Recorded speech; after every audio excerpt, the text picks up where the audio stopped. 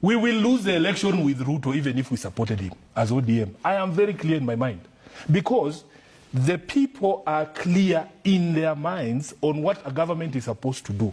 And for as long as you're not addressing those things, it doesn't matter. We lost an election with 26 parties. I remember I've said it here on this show, Manzo. Even the logistics of just sitting the principals here was a problem. We had, in one county, you have 3 principals. One county, like Meru, you remember we had Kraitu Murungi, we had Zoe Munya, the whole of them are principals. But we still came up short. That tells you that if you don't deliver on your promises, if institutions such as the Catholic Church are calling you out for a culture of lies, you have unkept promises, you are kidnapping young people, I am telling you it doesn't matter who supports you. Okay. You will still lose the election. When I listen to Edwin Sifuna speak about William Ruto, and then listen to other ODM leaders like Tom Ojenda, Junet Mohammed, I tell myself there's a big problem in ODM, or maybe there's disunity, or it could be like they are trying to trick us with some form of opposition, being in opposition and at the same time being in government. When I listen to Nyonka speak, and then listen to these other ODM leaders, I strongly feel that either this division or probably these leaders are playing with our minds. Anyway, that is not the basis of my video here today. But today, I want to talk about Edwin Sifuna's warning, as you've heard, to President William Ruto. Before I take you through, if this is the first time you're watching our videos, please make sure that you subscribe, like, and comment, because that's the best support you can just give this channel. Let me take you to 2022. Before 2022, we had Raila Amolo Odinga and Raila Uhuru Kenyatta's handshake. And one time, we listened to Oburu Odinga, the brother to Raila Amolo Odinga, when they were approaching to elections. He said that Raila Amolo Odinga has been trying and trying, is not winning because he did not have the deep state. But now in 2022, he had the deep state. So it was an automatic win for Raila Amolo Odinga, according to Oburu Odinga. Come 2022 elections, Raila Amolo Odinga was defeated by about 250,000 votes. Despite the cries that the elections were stolen or rigged, William Ruto won. So therefore,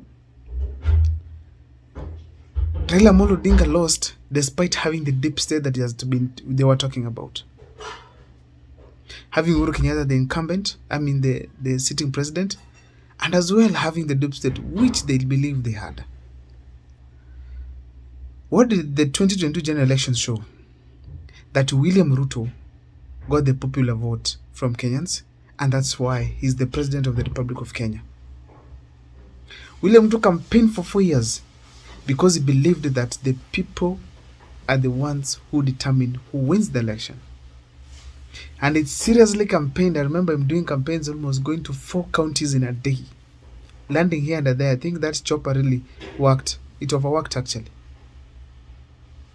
So therefore, it is very clear that William Ruto, by then, he knew very well that elections are won at the ballot by Kenyans voting for that person. Now, Edwin Sifuna is trying to tell William Ruto the same thing that he knew before, that you have to have the people for you to win.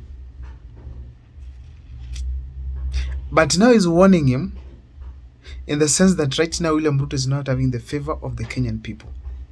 And he's telling them, despite being with ODM, who has the majority members of parliament, and UD as well, he cannot win. They'll be defeated together. Because Kenyans are against the regime. Now, let me take you back slightly to 2022 again. How did Raila lose the election?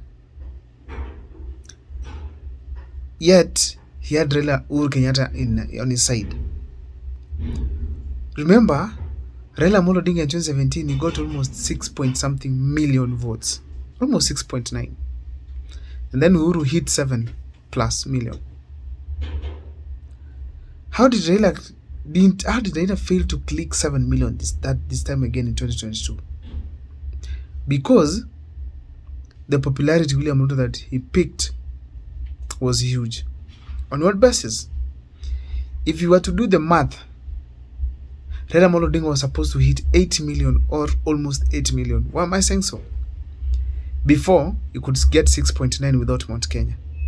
And now, Mount Kenya, Uhuru supporting him, Uhuru gave him 1.2 million votes. That means if Raila was the same person of 2017, plus the 1.2 million, Raila was supposed to hit 8 million. But which means he lost somewhere. Why am I saying so? During the elections, almost towards elections, Raila Amolo Odinga did not care what Kenyans were experiencing. Oburu Odinga at some point he said that they have the deep state. And therefore he did not care what Kenyans were experiencing about. Because they knew they had the deep state, he knew they would automatically win. And then the cost of essential commodities went up. People started crying from inside.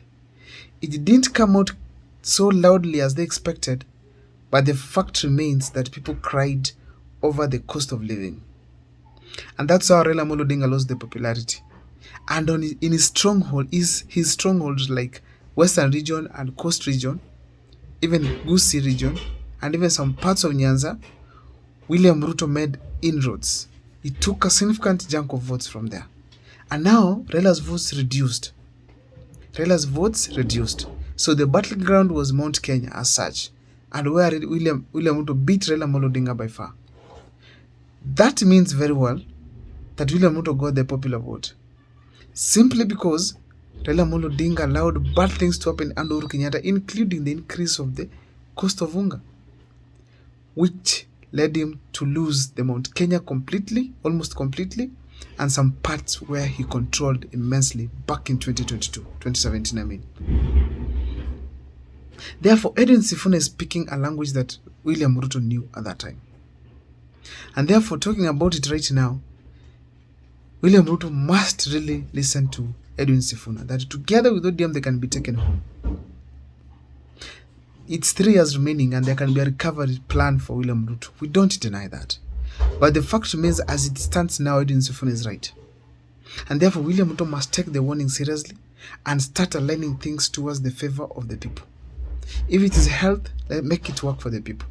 If it is education, make it work for the people. If it's the agriculture, make it work for the people. If it's the cost of living, the bank interest rates, let them work to the favor of the people. Because that's how he's going to gain the support of the people of Kenya and eventually find himself becoming the president of Kenya once again. So that is very clear to Kenyans. I mean, it has to be very clear to William Ruto. However, we can't rule out the fact that William Ruto knows this game. He knows that you must have the people and you must win the election at the ballot. So many things were speculated back in 2022, but the fact remains that William Ruto beat Raila Amolo Odinga squarely. Because if you make all the mathematics, you can completely see that William Ruto won the elections. Now, I don't know what is your take as far as this is concerned, but if you listen clearly to what Edwin Sifuna is speaking here, he knows very well that it's not ODM that will make William Ruto win the election. It's not Uhuru Kenyatta or Raila Amolo Odinga. It is what the government does to the people of Kenya by 2022. It's very true. We have all to take that into account. Let me see in the comment section, you guys, what you think about Edwin Sifuna's statement. But please make sure that after you've watched my video, you subscribe and also keep following for the videos that we do here, because that is the best support I can always give this channel. Let's interact on the comment section, because that is how I learn what the public is saying. Of course, I collect the opinions in each and every video that I do post here. See you next time for more videos.